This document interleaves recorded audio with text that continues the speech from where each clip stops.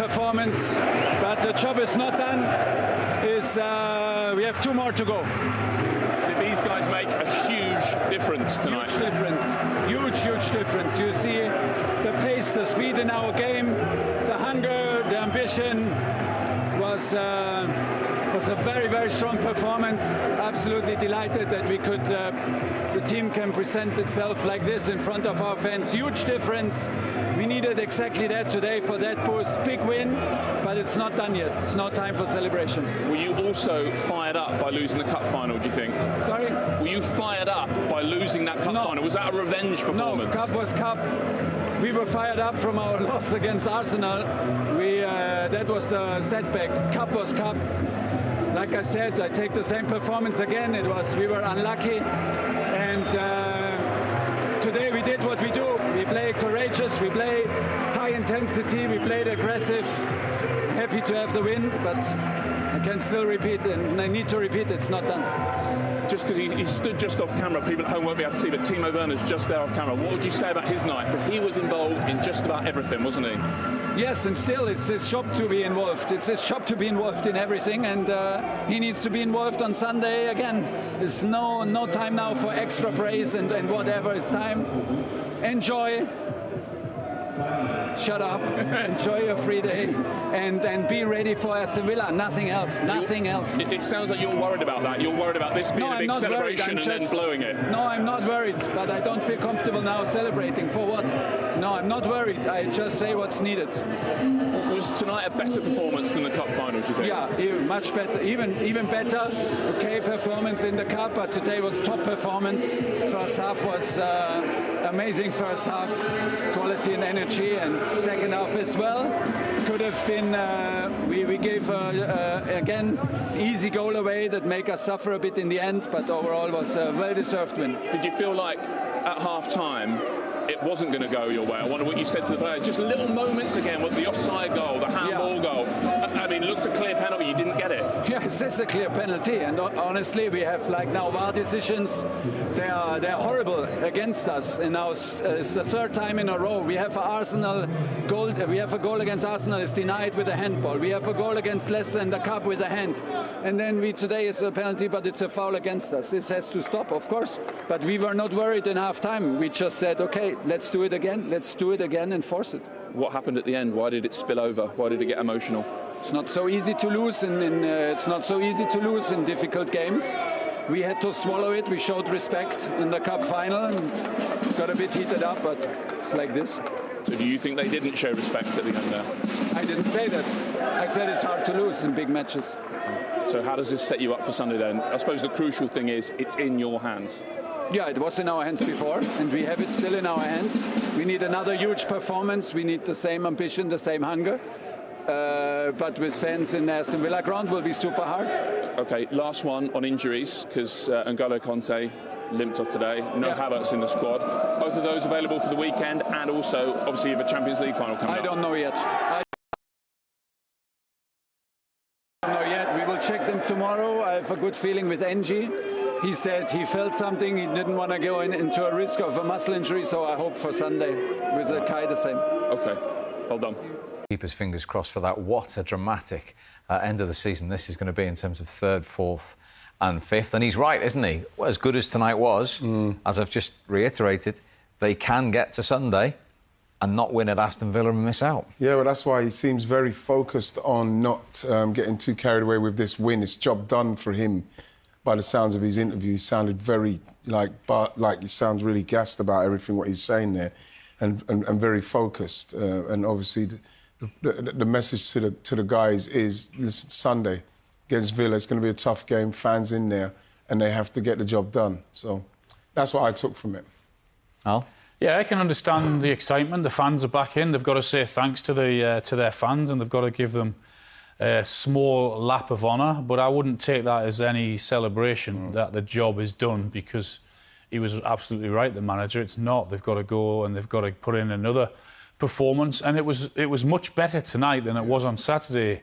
He said it had more energy, and it did, and they got the result that their performance deserved this evening, I thought. The timing of that first goal, just after 90 seconds into the second half, the way the first half had gone. How important was that? Yeah, that was key because he said it hard. It just keep on going, and they had to get into those positions. I mean, it was a good ball in, but it was Jamie Vardy at the near post that actually just flicked it onto Rudiger. You can see him, his positioning slightly wrong. He should be another yard or two closer and on the half turn, so he can see Azpilicueta.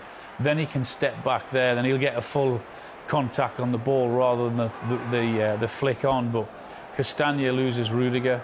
Rudiger's at the far post and it goes in off his knee. But the timing to it, 2 or 3 minutes after half time, was certainly key, and that you could see that gave them a big lift. It's the one, Steve. What you want to try and for that half, you want to try and frustrate them a bit more. I think that was a very easy goal for Chelsea after the half what they had, plus the game what they had in the final, and for them to score a goal that came what could have been avoided. Jamie Vardy, like you're saying, I should have been on the half turn, could have been a bit closer to maybe to Azpilicueta, and Castagna, he didn't even mark him. He'd done a couple of moves, bam, he's in.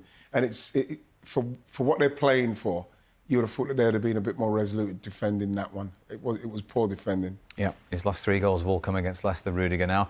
Now, VAR overturned the on-field referee decision to award a penalty. The right decision, the right use of VAR? Yeah, I thought Mike Dean had a poor game this evening, but there was no way they could give anything but a penalty. Once Mike has blown for a free kick, then VAR's job is to say, well, OK, he's inside. Was it inside or outside? And it was clearly inside. I mean, there's not a lot to bring him down the way he goes down. There is a touch. Is there enough to make him do that? No, there isn't. But Mike has blown for a free kick, and then is rightly pulled up to say it was in the box. But he missed 3 or 4 big decisions this evening, Mike, and had a poor game. You know what? I'm baffled that Fofana, yes, he's a young player that would make that challenge in the current climate. Yeah. I'm absolutely baffled. And again, for what's on the line for Leicester, I see it with him, and they try to win the ball all the time. They're trying to win the ball. For me, he's going away from goal. I thought it was a bad touch from Werner, we thought. And he's going away from goal. He's just got to shepherd him out. Why is he trying to get that tackle between his legs to kick the ball? It don't make sense. It's crazy. He's a young boy who's going to learn and has to learn quickly. He was magnificent on Saturday in the FA Cup final. Didn't put a foot wrong. Was under huge pressure because Johnny Evans had gone off, and everything went for him. But tonight, that one challenge, and you have to learn, and you have to learn quickly that one challenge there is a stupid challenge. Werner wants him to do that. He's going nowhere. He's not under pressure. He's pushed the ball away from goal, going towards the corner flag. So why is he even attempting the challenge when it's in the box there? Don't make sense. You can't afford to do that. But he's a youngster, and he might have to learn the hard way. He was, as I said, he was brilliant on Saturday, and we were quick to give him the praise he deserved. Yeah. But that is a stupid challenge to make tonight.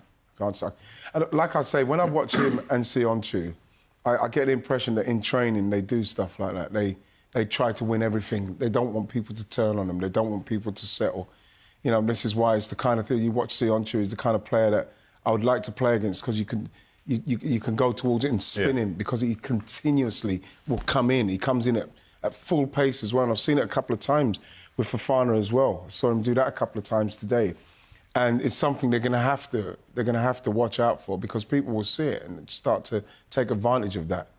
Standard Jorginho, hop, skip and a jump, standard finish. Were you ever concerned? Clever penalty. I mean, brave, the little jump there. It's amazing the number of times you see a goalkeepers go down on the knee, because you can see him looking at him then, and once he goes onto that, it's brilliant. Onto that left foot, you can only push one way, which is to your right, and he just slots it to the goalkeeper's It's clever what left. they're doing Very now, clever. because before they stopped. Remember, way back you see people stop, and that's not fair, because you're not giving the goalie a chance. But he's not stopped at all. He's in the air, and while he's in the air, he could see the goalie's done something, so it gives him enough time by the time he lands to see if the goalie's gone that way or that way.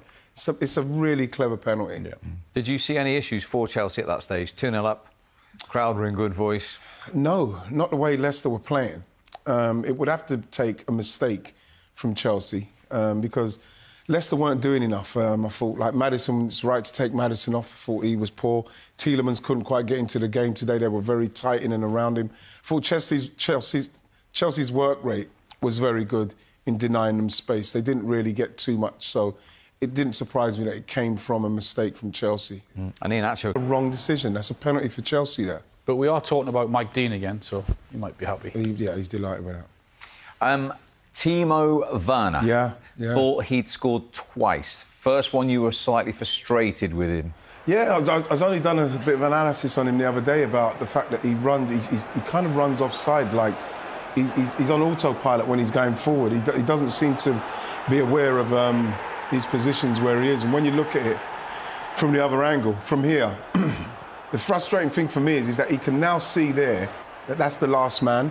So that's the player he doesn't want to get further down. He shouldn't be offside from No, there. and now he's still seeing the ball's move forward. He's still not stopped, and he's still not stopped. And then now, there's a chance you're going to be offside when you're not looking at the last. Try and stay onside with the man that you could see, and he doesn't do it. What is that? Is that not natural striker play?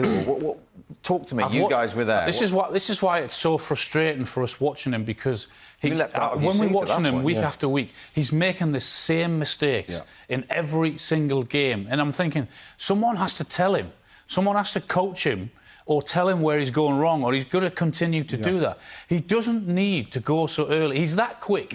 He doesn't need to go so early to make his run.